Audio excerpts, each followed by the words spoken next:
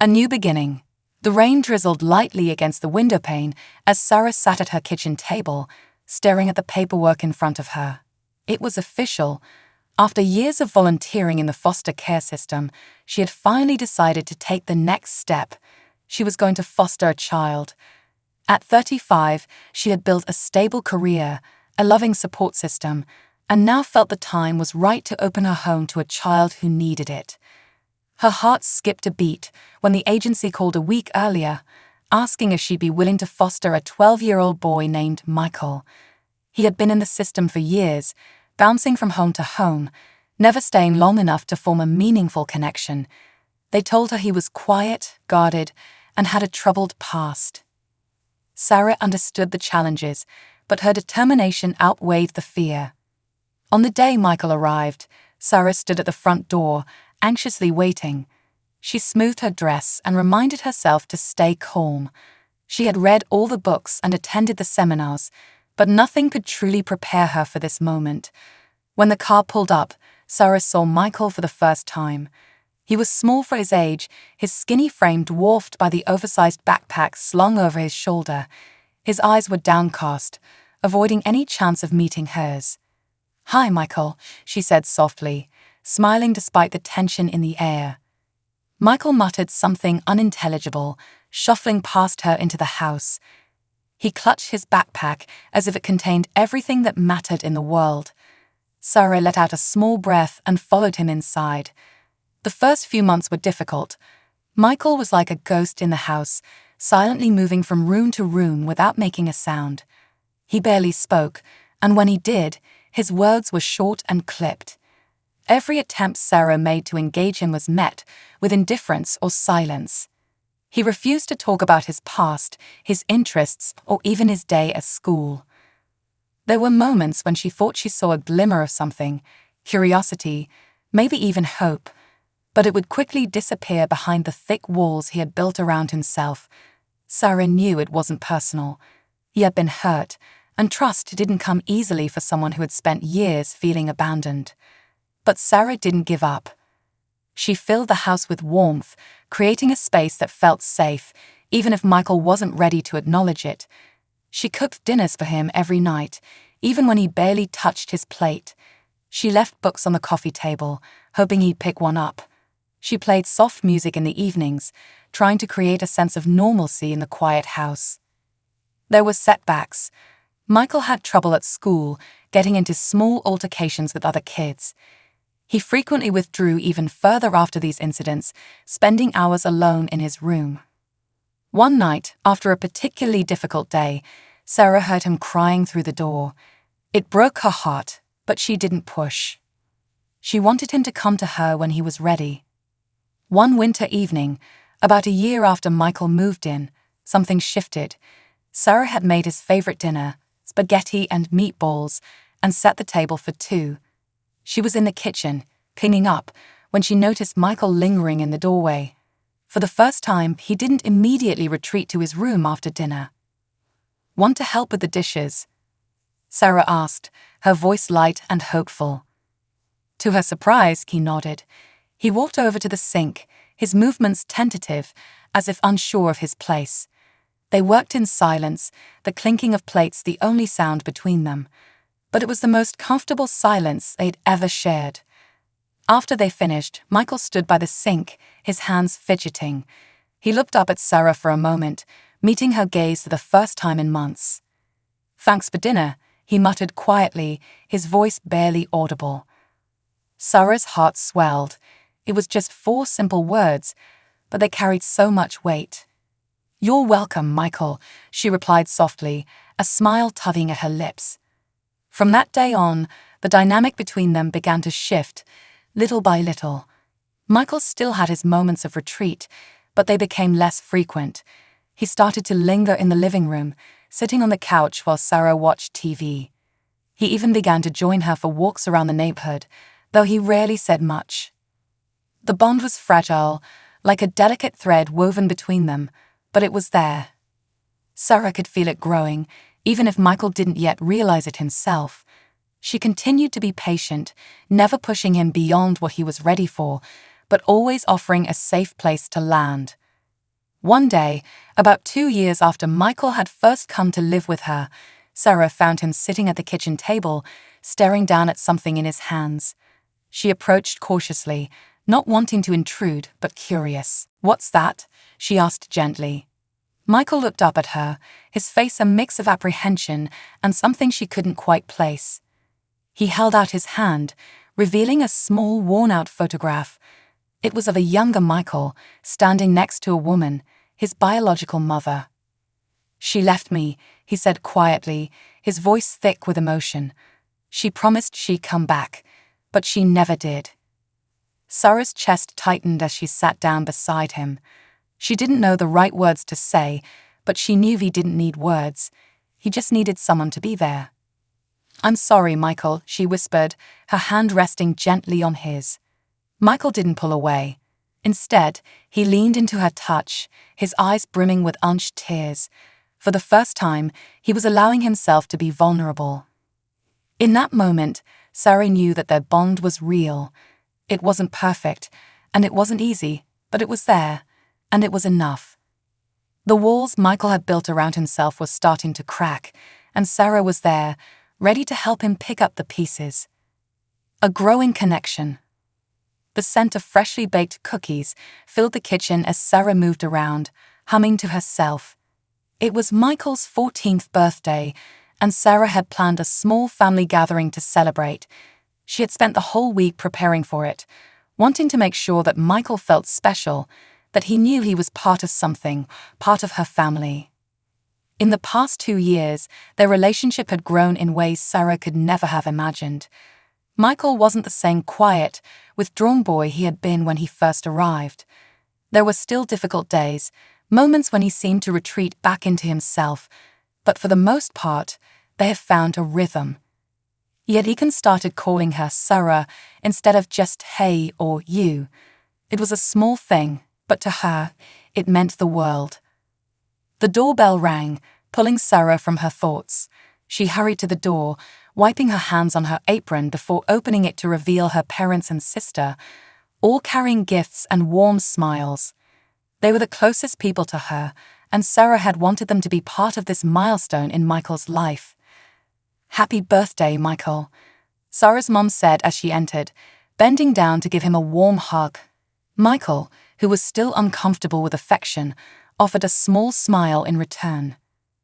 The afternoon passed in a blur of laughter, cake, and presents. Michael remained quiet, but Sarah noticed the way his eyes lit up when he opened a new sketchpad from her sister, or how he seemed to relax when her father joked about how terrible Sarah's cooking used to be. For the first time, Michael was surrounded by people who cared about him, not out of obligation but out of genuine love. Sarah watched him closely throughout the day, her heart swelling with pride and hope. This was what she had always wanted for him, a sense of belonging, a family to call his own.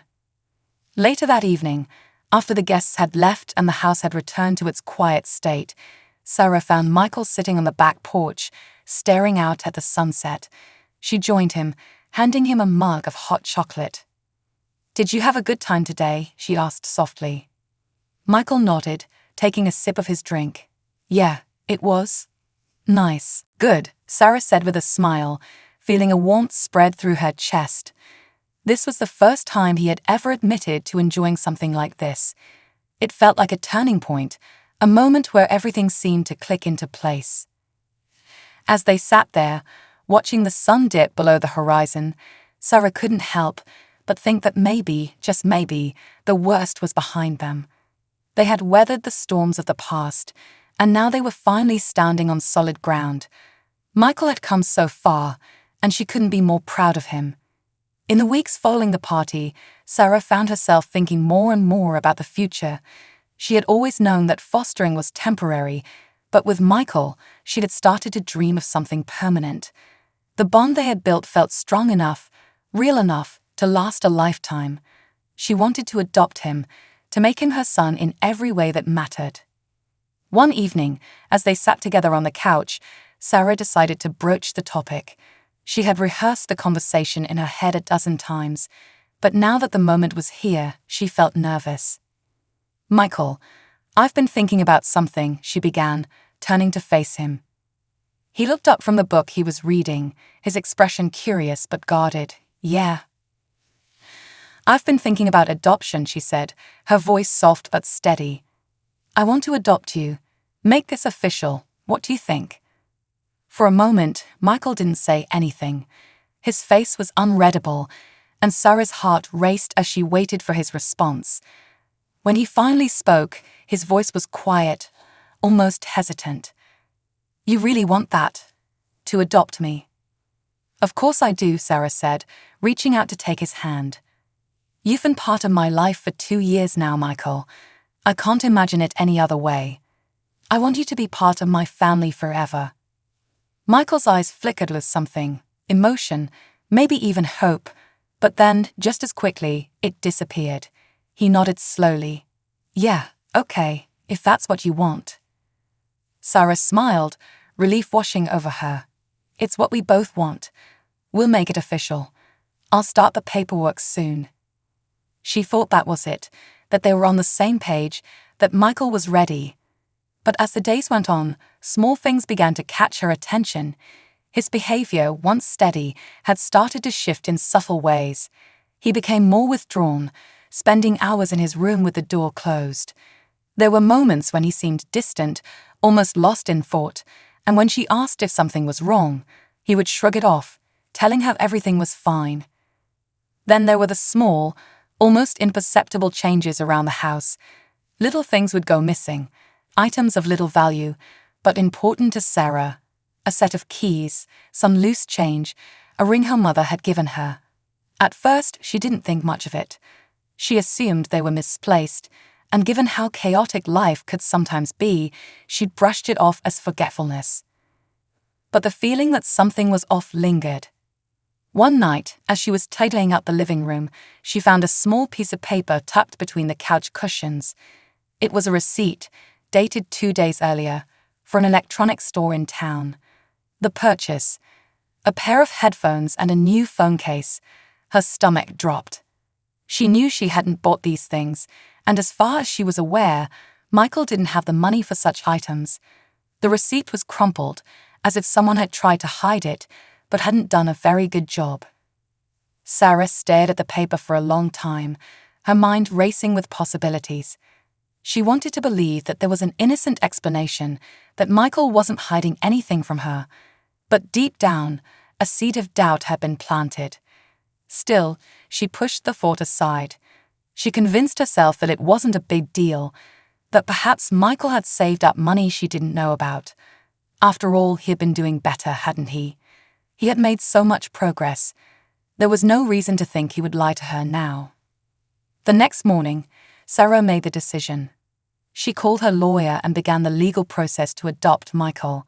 She was excited, hopeful, and ready to take this final step.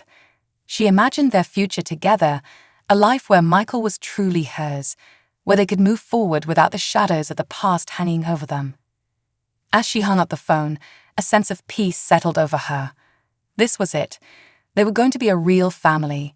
Everything was falling into place. But somewhere in the back of her mind, a small voice whispered that things were not as perfect as they seemed. The unexpected twist. The day of the adoption hearing had finally arrived. Sarah could hardly contain her excitement. As she dressed that morning, she found herself smiling at her reflection in the mirror. This was the day she would officially become Michael's mother, a moment she had been dreaming of for years. It felt like the culmination of all their struggles, the hardships, the breakthroughs, and the quiet victories they had shared. Today was supposed to be a day of celebration.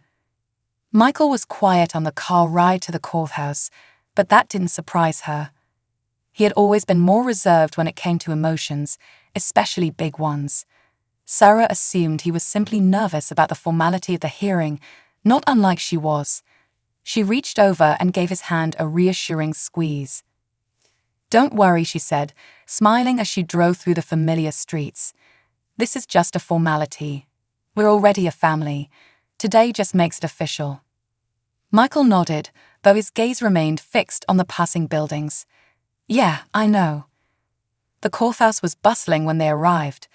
Sarah spotted their lawyer, Miss Turner, near the entrance, waving them over with a warm smile. Everything had been prepared ahead of time. The paperwork, the testimonies. It was supposed to be a smooth process.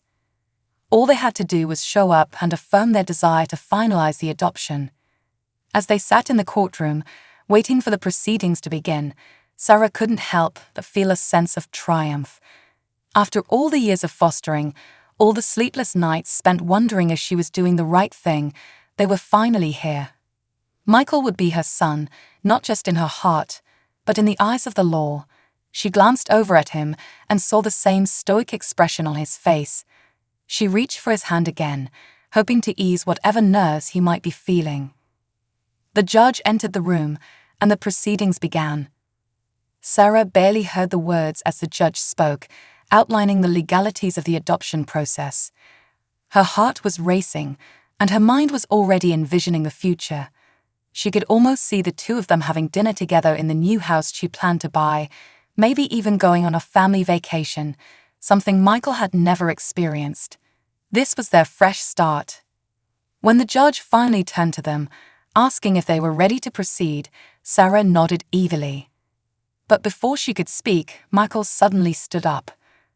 For a moment, Sarah didn't react. She looked at him, puzzled, wondering why he hadn't waited for the judge to call on him.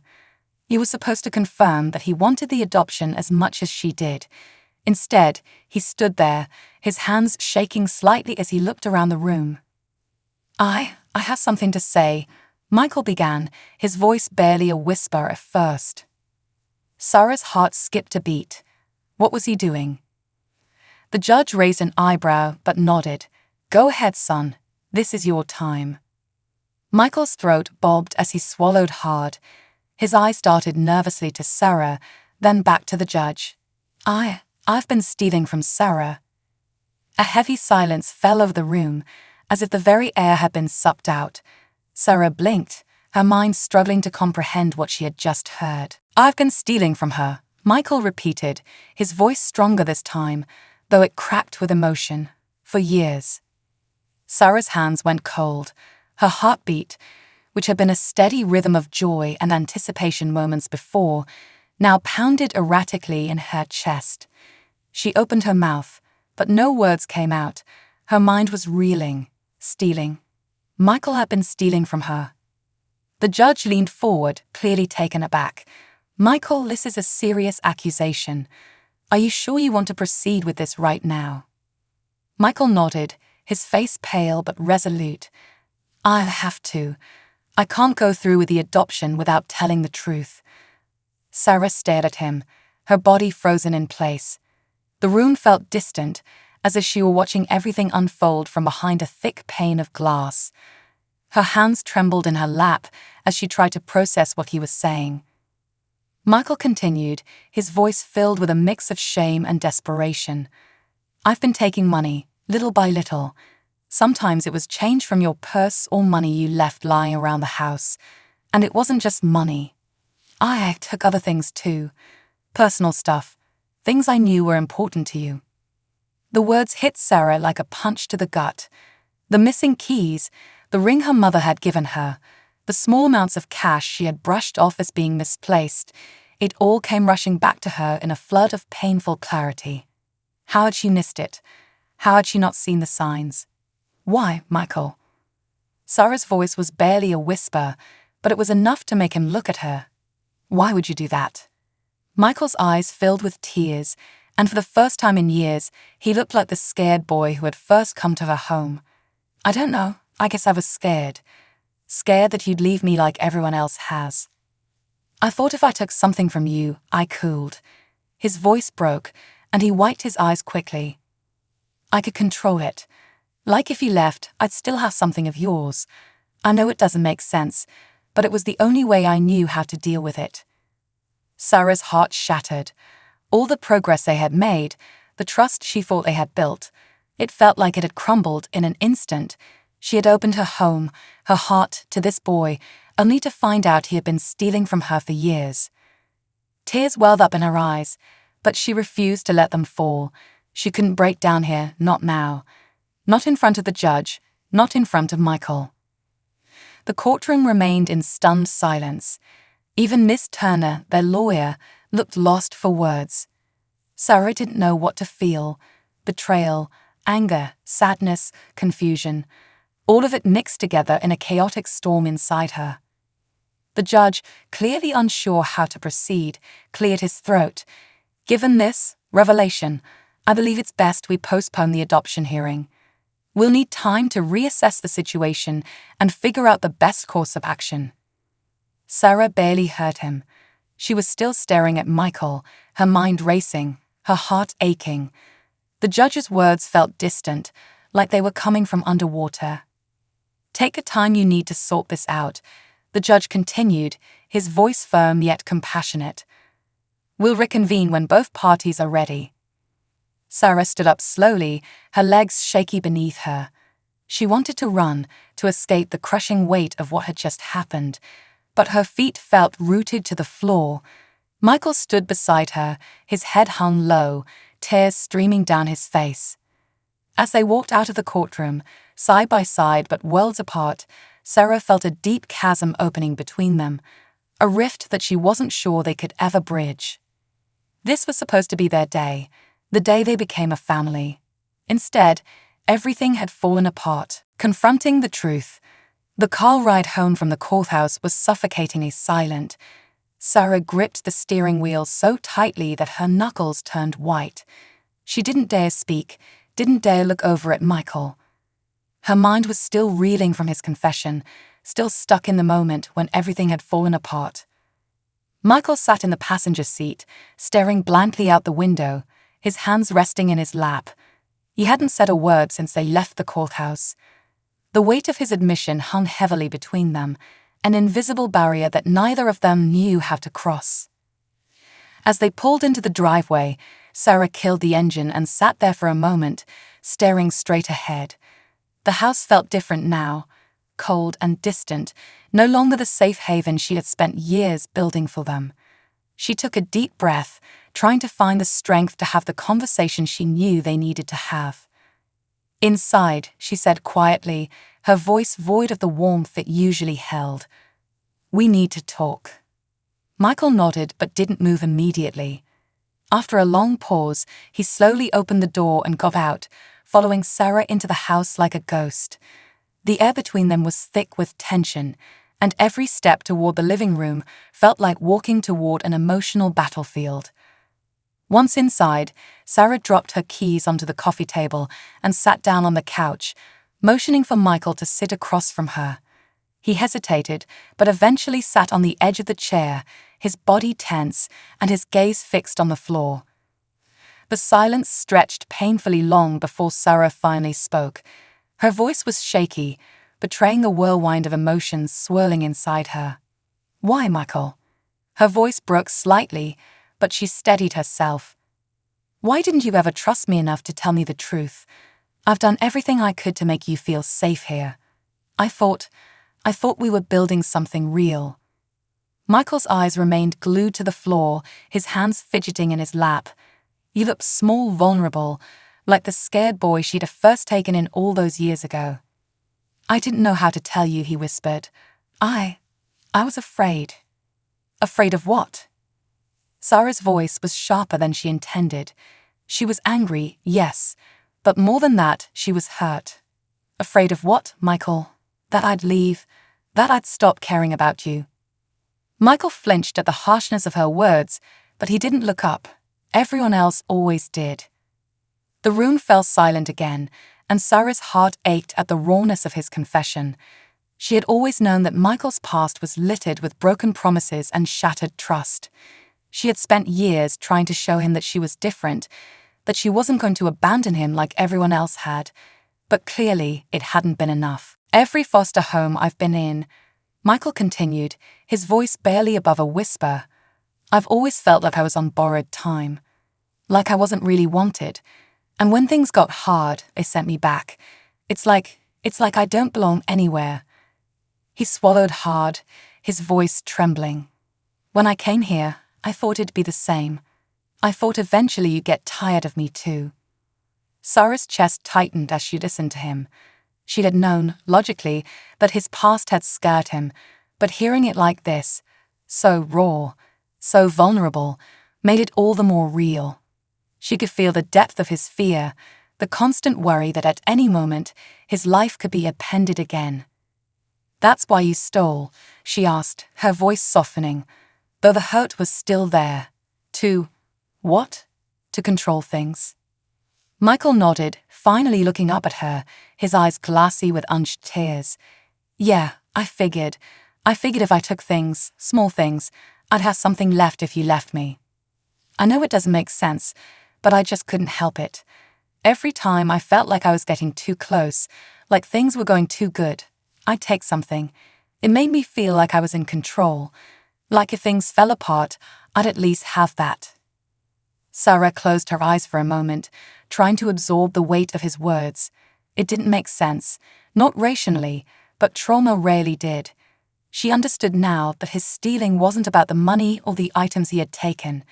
It was about the fear that had been gnawing at him for years, the fear that he was never truly safe, never truly wanted. "Why didn't you tell me this before?" she asked, her voice quieter now, more pained than angry. "Why didn't you come to me sooner? I would have understood, Michael. I would have helped you." Michael wiped at his eyes with the back of his hand, sniffling quietly. "I don't know. I guess I didn't want you to see me like this. I didn't want you to think I was a bad kid. I wanted you to think I was worth keeping." Sarah felt the tears prick at her own eyes, but she blinked them away. The boy sitting in front of her wasn't a criminal. He wasn't malicious or calculating. He was a scared kid who had been hurt too many times, and his only way of coping had been to push people away before they could hurt him again. "I never thought you were a bad kid," she whispered. "Not once. I've never wanted anything more than to be your mother, Michael. But for this, you hurt me. I don't know if you understand how much." Michael nodded, guilt weighing heavily on him. "I know. I'm sorry. I didn't think about how much it would hurt you. I was just scared. I didn't know how to stop." The room fell silent again, the weight of everything hanging in the air. Sarah could feel the tears threatening to fall, but she fought them back. She had to be strong for both of them. "I need time, Michael," she said finally, her voice shaking. "I don't know what to do right now. I love you, and I spent years trying to make this work, but this is a lot to process." Michael's face crumpled, and for the first time in a long while, Sarah saw him break down completely. Tears streamed down his face as he looked at her, his voice barely audible. "I care about you, Sarah," he choked out. "More than anyone. I've never felt like this about anyone before, and that's why I told you. I couldn't keep it inside anymore. I couldn't keep lying to you. I didn't want to lose you." Sarah's heart broke all over again. She wanted to reach out to him, to pull him into her arms and tell him that everything would be okay, repairing what's broken. The days following the courtroom confession were filled with a suffocating silence. Sarah kept to herself, retreating into the quiet corners of the house where she could think without the weight of Michael's presence pressing down on her. She needed space to process, to reflect, and to try to make sense of everything that had happened. Michael, on the other hand, seemed to walk on eggshells, trying to avoid any confrontation. He spent most of his time in his room, occasionally passing through the house like a shadow. He didn't push Sarah to talk, didn't force himself into her space. It was as though he understood that she needed time to come to terms with the broken trust between them. But Sarah couldn't avoid the reality forever. After a few days, she sat down on the couch with a heavy heart, the weight of their fractured relationship pressing on her chest. She had replayed the events in the courtroom over and over in her mind, wondering if there had been signs she had missed, if there was something she could have done differently. She thought about Michael's face as he had confessed, the fear and guilt that had twisted his expression, and she realized something she hadn't before. His confession wasn't just about stealing. It was about survival. It was about the trauma he had carried with him since the first time a family had let him down. As painful as his admission was, it hadn't come from a place of malice. It had come from a place of fear fear that the one person he had finally started to trust would hurt him too. One evening, after much soul-searching, Sarah sat down at the kitchen table, and for the first time in days, she called out to Michael. "We need to talk." Michael appeared in the doorway, his face pale and drawn, his shoulders slumped as if he were bracing himself for another emotional blow. He sat across from her, not meeting her eyes, his fingers nervously fidgeting in his lap. "I've been thinking," Sarah began, her voice soft but steady, "about everything that happened, about what you said in court, and I've come to realize something." Michael's eyes flickered up to meet hers, a mix of anxiety and hope swirling in his gaze. "I understand now that what you did wasn't about me," Sarah continued. "It wasn't about trying to hurt me or betray me. It was about protecting yourself, wasn't it?" Michael nodded, his throat tight with emotion. "I didn't want to hurt you. I was scared." "I know," Sarah said quietly. "And I didn't see it at the time, but now I do. You've been through so much, more than any kid should ever have to go through. I've always known that, but I didn't realize just how deeply those wounds went." The room was filled with a tense, fragile quiet as Sarah searched for the right words. She wasn't excusing what he had done, but she was beginning to understand it. "I'm not saying that stealing was okay," Sarah continued, her voice still calm. "But I get why you did it. You were trying to take control of a situation where you felt powerless, trying to protect yourself from getting hurt again." Michael's eyes filled with tears, but he blinked them back, nodding slowly. "Yeah, that's exactly it." "I need you to know that I love you, Michael," Sarah said, her voice trembling slightly. "That's never been in question. But trust is something we're going to have to work on. You broke it, and it's going to take time to rebuild." "I'll do whatever it takes," Michael whispered, his voice thick with emotion. "I'm so sorry, Sarah. I didn't mean to hurt you. I didn't know how to stop." "We'll figure it out," Sarah said, her voice soft but firm. "But we can't do it alone. We need help, professional help." And so, with that decision made, Sarah set up therapy for both of them, individual sessions for Michael to work through his trauma, and joint sessions for the two of them to rebuild the trust that had been broken. Therapy wasn't an easy path. It was painful, raw, and at times overwhelming. There were sessions where Michael would break down, crying about the years of neglect and the homes that had rejected him. There were moments when Sarah had to face her own feelings of anger and betrayal, admitting that she, too, was hurt in ways she hadn't fully understood before. Their therapist, Dr. Porter, was a kind and patient woman who guided them through their sessions with care.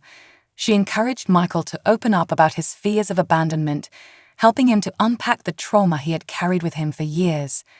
For Sarah, Dr. Porter helped her to see that while her love for Michael was strong, it wasn't enough to heal the wounds he had suffered.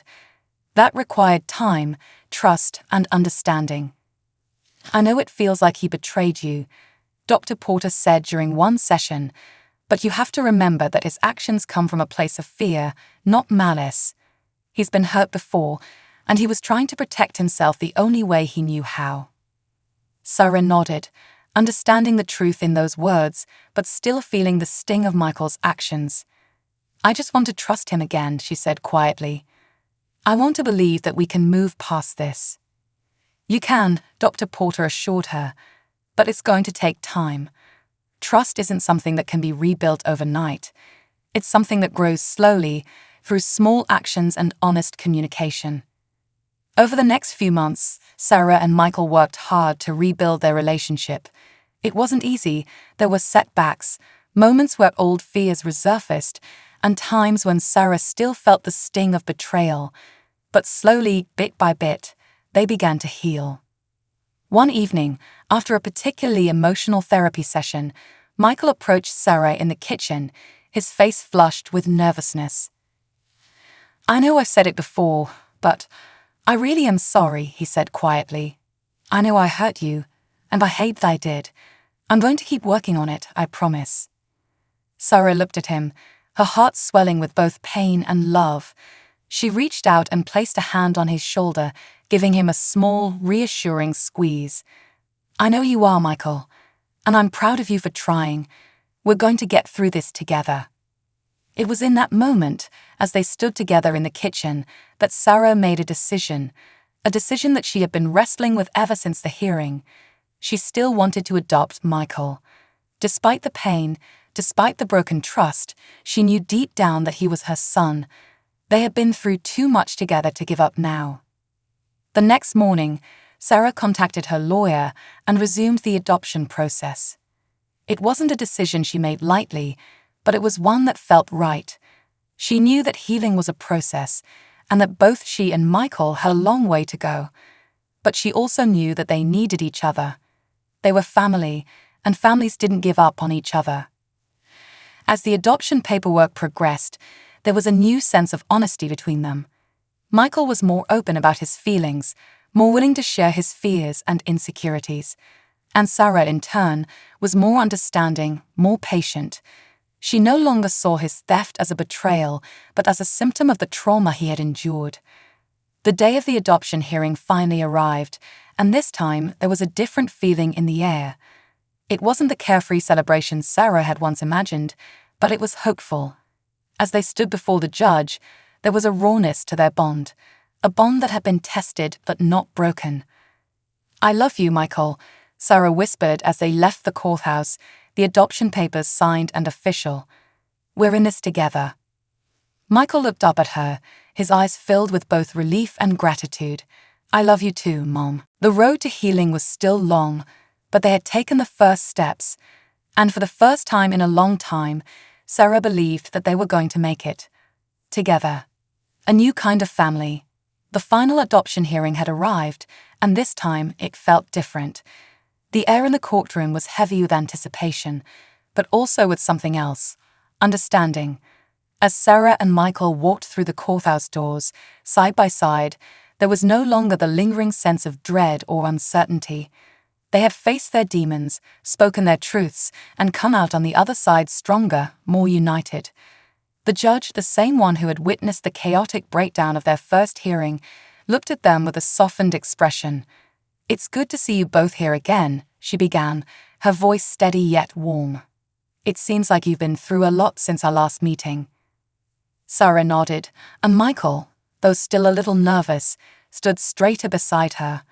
There was no need for long explanations or drawn-out speeches today. Both of them had come to this moment with clarity, understanding that their journey together hadn't been easy, but it had been real.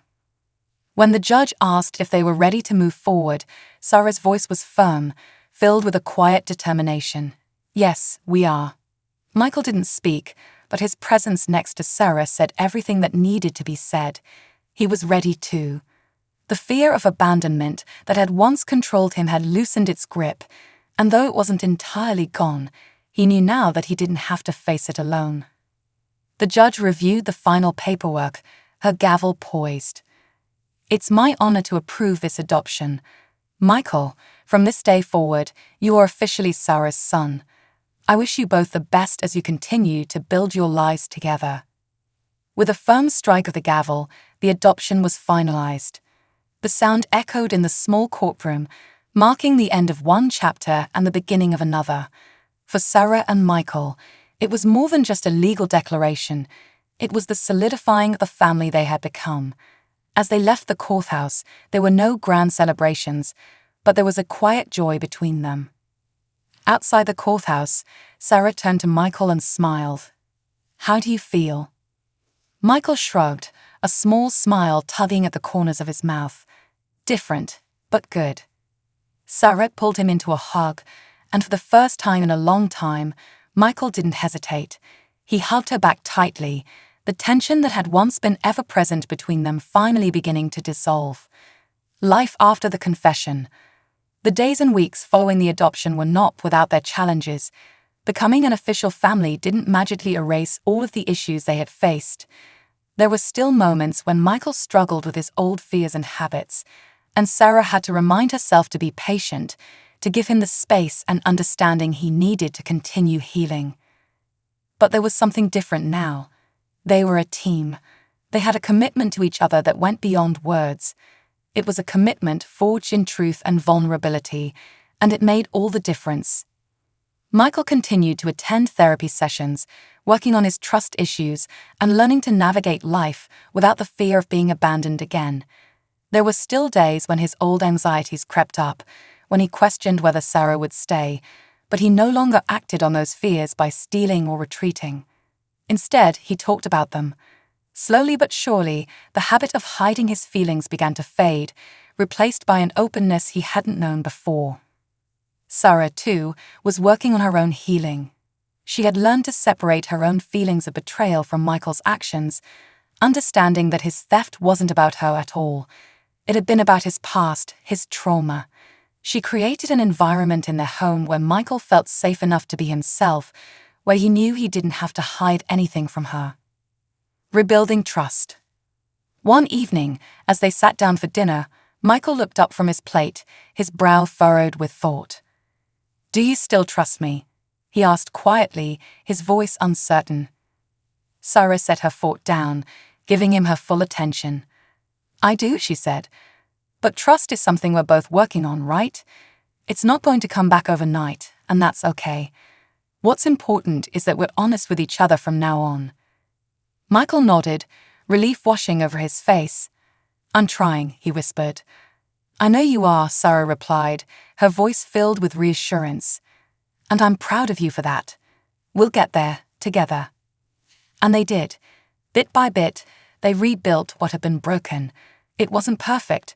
There were still moments of doubt, moments where old wounds resurfaced. But each time, they faced those challenges head-on. Each time, they came out the other side stronger, a hopeful future. As the months passed, their relationship deepened in ways neither of them had expected. The confession that had once seemed like the end of everything had, in truth, been a new beginning. Michael had finally let go of the need to control his environment, trusting that Sarah wasn't like the others who had let him down. And Sarah, in turn, had learned that love wasn't just about providing a home or offering care. It was about seeing someone for who they truly were, flaws and all, and standing by them anyway. One afternoon, as they sat in the backyard together, Michael looked over at Sarah and smiled, a real, genuine smile that reached his eyes. "Thanks for not giving up on me," he said softly. Sarah glanced at him, her heart swelling with pride and love. "I never will, Michael. You're my son. That's what family is for." The road ahead was still long, and there would undoubtedly be more challenges to come. But for the first time in a long time, Sarah and Michael both felt hopeful. They had built something real, something lasting. Their bond, once fragile and uncertain, had been reforged in the fires of truth and trust. Together, they had become more than just a foster mother and child. They had become family in every sense of the word, and no matter what came next, they knew they would face it together.